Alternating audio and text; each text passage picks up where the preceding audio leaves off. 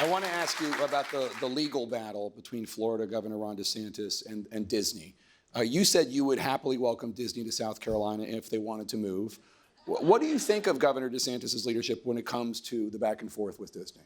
Look, it's the hypocrisy of the whole thing. What I said was, first of all, this all started with the Don't Say Gay bill, right? And it basically said you couldn't talk about gender to any child before the 3rd grade. I have been on record saying I don't think that went far enough. They should not be talking to our kids about gender, period. That's what parents talk to their kids about, not in school. So let's put that bill away and put that to the side. I totally agree with the bill and think that it needed to go further, and I think they've done that since then. What I'm talking about is the fact that here you have a woke company. They've been woke for years. I remember when Disney went after President Trump for immigration. This is nothing new. So here you have DeSantis, who accepted $50,000 in political contributions from Disney. He went and put their executives and their lobbyists on prominent boards throughout Florida. And he went and basically gave the highest corporate subsidies in Florida history to Disney. But because they went and criticized him, now he's going to spend taxpayer dollars on a lawsuit. It's just like all this vendetta stuff. We've been down that road again. We can't go down that. Businesses were my partners in South Carolina. We didn't always get along. And luckily, South Carolina is very anti-woke. But when you have a company like that, don't bring the citizens' taxpayer dollars into it.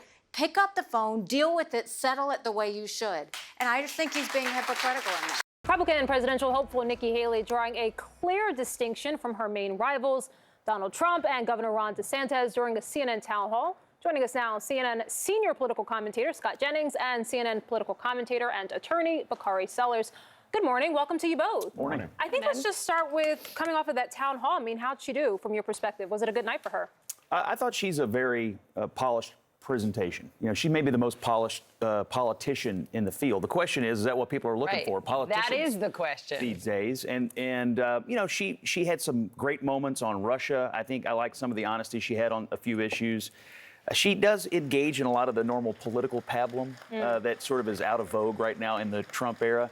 But overall, I thought it was a pretty good night. She passed the test, and we'll see if it makes a difference in her polling results. And Bakari, you know Nikki Haley. I mean, you were in elected office at the same time. I mean, is this the same Nikki? We sat beside each other, not at the same desk, but beside each other for about 4 years. And we're from the same home county, so shout out to Bamberg County. We're punching above our weight this morning. But Nikki Haley, I'd said this to folk for a long period of time. She's probably the most talented politician in the country.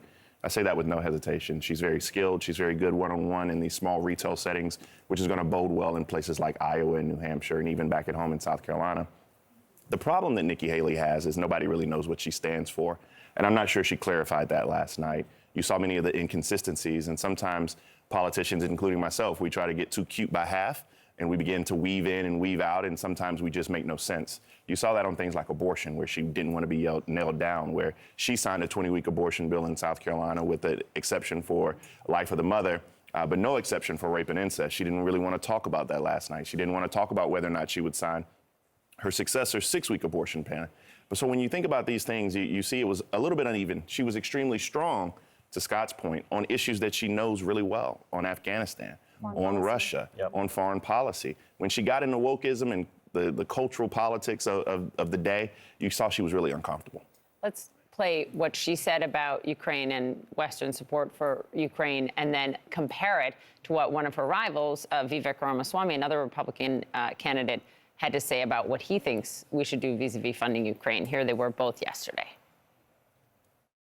Ukraine has the ability to win, but we have to think bigger than that. And for them to sit there and say that this is a territorial dispute, that's just not the case. To say that we should stay neutral, it is in the best interest of America. It's in the best interest of our national security for Ukraine to win. We have to see this through. We have to finish it. I do not think it is a top foreign policy priority for us. I don't think it is preferable for Russia to be able to invade a sovereign country that it's its neighbor. But I think the job of the U.S. president is to look after American interests. Not only did she distinguish herself from him, she distinguished herself on this issue from Donald Trump and from at least where Ron DeSantis was when Tucker Carlson asked him about it. Yeah, it's a clear-eyed position about the need for the United States to help the Ukrainians repel this Russian invasion. What we didn't play from Ramaswamy is he went further. He said we have to end the war by making major And concessions ceding territory. to the Russians, Yeah. which is, I mean, this is like, sort of pathetic dorm room debater crap. She had a real clear-eyed position about what's in the best interest. And whether this position is the biggest issue in the primary or not, the fact that someone is saying it out loud and making the case to the American people like, we got to win this thing, that is a good thing, and I'm glad she did that. She was very clear. She was very good. The problem that Nikki Haley is going to have is the Republican Party where she is right now? Because she sounded a lot like Lindsey Graham. She sounded a lot like George W. Bush.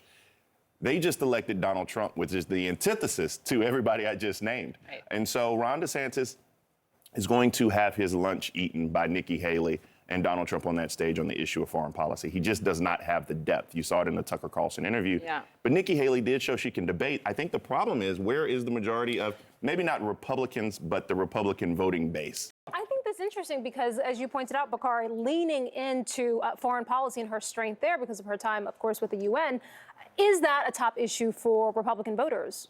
I think it's to steal a word from Scott last night. It's more of just like this whole thing is just floating on vibes, to steal the word again. It really is. They want a fighter. They want somebody who's going to feel like they're in the ring, they're fighting for them. I don't think they want someone who is an X's and O's policy wonk. Well, you know who is a fighter? Chris Christie. Well, I'm excited to see that. I don't bury the lead, why don't you? No, Chris Christie is going to be somebody, and I personally have a conspiracy theory. I think Chris Christie has one job in this primary, which is to take out Donald Trump. I think donors got together and said, you go do your Marco Rubio thing to Donald Trump. So we shall see. I think Nikki Haley will be able to stand the test of time, but I just don't think it's her time. So there is I get that it might not be what most voters are focused on, but a real issue with entitlements and funding Social Security and Medicare. And I thought Jake did a really good job last night asking her about her plan, because she has been one who said younger folks in their 20s can't be guaranteed to retire at whatever age we're at now. What are we at? 64, So 67? far away from it, I don't know. You're closer. Tell me where. But listen to this, because this is where Jake asked her, okay, but at what age? What is your plan then to get this back on track? Here's the exchange. Time for some honesty from Nikki Haley. If the retirement age is 66 or 67 right now, what are you talking about raising it to for the people in their 20s? We'd have to do the calculations. We'd have to figure You're an out how to. accountant. I am an accountant. and you know what accountants do? Accountants do their homework, and they make sure that when they do something, they do it right or they don't do it. So I'm not going to give you a false number. The crowd applauded, but it was not an answer. Yeah, it was a little bit of a dodge. And I do like the fact that she's being honest about it. You know, one thing about Trump and DeSantis on this issue is they're trying to appeal to all these new Republicans who you may recognize because they were Bill Clinton's voters in the 1990s. We now sound like Democrats from the 90s on entitlements. This is like, we're not going to touch it. We'll never touch it. There's nothing wrong. Let's bury our head in the sand. That's not really a legitimate position because, as she said last night, it is going bankrupt if we don't do something. So I like the honesty on the problem. I would like to see more specificity, but this is not the issue that's going to decide the problem. What about the issue of woke? I want to play for you very quickly. That, of course, came up last night as well. We'll hear what she said and talk about it on the other side. How do you define woke? There's a lot of things. I mean, you want to start with biological boys playing in girls' sports. That's one thing. The fact that we have gender pronoun classes in the military now. I mean, all of these things that are pushing what a small minority want on the majority of Americans, it's too much. Oh, you want to take this one? This is your favorite topic. No, it's not, but the silence was just palpable. I appreciated that. No, first of all, that's not the definition of woke. Woke has been co-opted by a lot of white folk, a lot of conservatives, debased, and then used to mean that on Friday's show, exactly. It's used to mean anything that's not white, that's not straight. So that's just not what it is. And you hear people talk about things like cultural Marxism. That's not the root of the word. In fact, the word started in 1920 for most of America so that they understand. It was about black folk talking to other black folks saying, stay woke when you're in Mississippi or Alabama.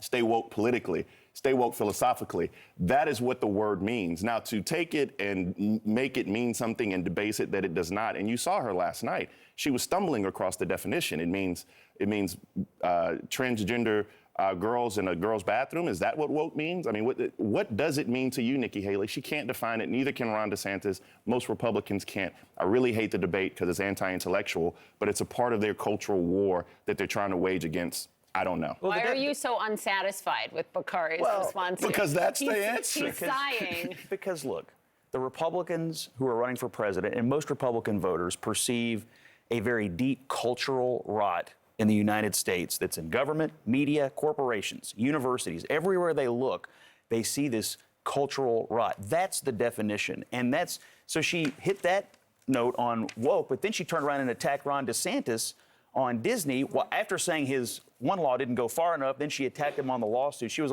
she's not as comfortable with it.